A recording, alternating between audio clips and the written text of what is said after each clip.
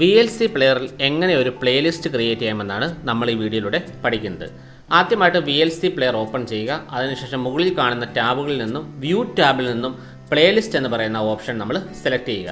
അപ്പോഴേക്കും നമുക്ക് പുതിയൊരു വിൻഡോ ലഭിക്കും. ആ വിൻഡോയ്ക്കുള്ളിൽ നമ്മൾ മൗസിൻ്റെ റൈറ്റ് ബട്ടൺ ക്ലിക്ക് ചെയ്യുക. അപ്പോഴേക്കും നമുക്ക് ഫയൽസ് ഓപ്പൺ ചെയ്യാനുള്ള ഓപ്ഷൻ ലഭിക്കും. അത് ഓപ്പൺ ആക്കുക. അതിനുശേഷം നമ്മുടെ കമ്പ്യൂട്ടറിൽ നിന്നും എവിടെയാണ് ഈ ഫയൽ കിടക്കുന്നത് അത് നമ്മൾ ബ്രൗസ് ചെയ്ത് സെലക്ട് ചെയ്യുക. തൊട്ടടുത്ത് കിടക്കുന്ന ഒരുപാട് ഫയൽസിനെ ഒന്നിച്ച് നമുക്ക് ഇമ്പോർട്ട് ചെയ്യാൻ വേണ്ടി തൊട്ടടുത്തായി കിടക്കുന്ന ഫയലിൻ്റെ ആദ്യത്തെ ഫയൽ നമ്മൾ സെലക്ട് ചെയ്ത ശേഷം ഷിഫ്റ്റ് കീ പ്രസ് ചെയ്തുകൊണ്ട് അവസാനത്തെ ഫയലിലേക്ക് സെലക്ഷൻ ചെയ്ത് കഴിഞ്ഞാൽ ആ തൊട്ടടുത്തുള്ള മുഴുവൻ ഫയൽസും ഒന്നിച്ച് സെലക്ട് ആയി വരുന്നതായിട്ട് കാണുവാൻ സാധിക്കും.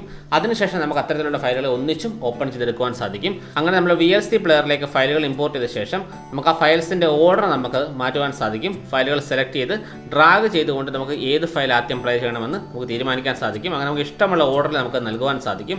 അങ്ങനെ ഓർഡറിൽ നൽകിയ ശേഷം നമുക്കത് സേവ് ചെയ്യേണ്ട ആവശ്യകതയുണ്ട്. അതിനുവേണ്ടി നമ്മൾ ഈ പ്ലേലിസ്റ്റിലേക്ക് നമ്മുടെ ഫയൽസ്, ഓഡിയോ ഫയൽസോ വീഡിയോ ഫയൽസോ ഒക്കെ ആഡ് ചെയ്യാൻ വേണ്ടിയുള്ള ആ ഒരു വിൻഡോ നമ്മൾ ഫുൾ സ്ക്രീനിലാണ് കിടക്കുന്നതെങ്കിൽ അത് ഫുൾ സ്ക്രീനിൽ നിന്ന് മാറ്റുക.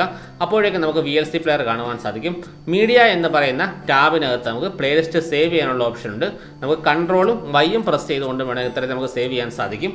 അങ്ങനെ സേവ് ചെയ്യുമ്പോൾ ഈ പ്ലേലിസ്റ്റ് നമ്മുടെ കമ്പ്യൂട്ടറിൽ ഏത് ലൊക്കേഷനിലാണ് സേവ് ചെയ്യേണ്ടത് നമുക്ക് തീരുമാനിക്കാൻ സാധിക്കും. അങ്ങനെ നമുക്ക് ഇഷ്ടമുള്ള ലൊക്കേഷനിലേക്ക് ഇഷ്ടമുള്ള പേരിൽ ഈ പ്ലേലിസ്റ്റ് സേവ് ചെയ്യാൻ സാധിക്കും.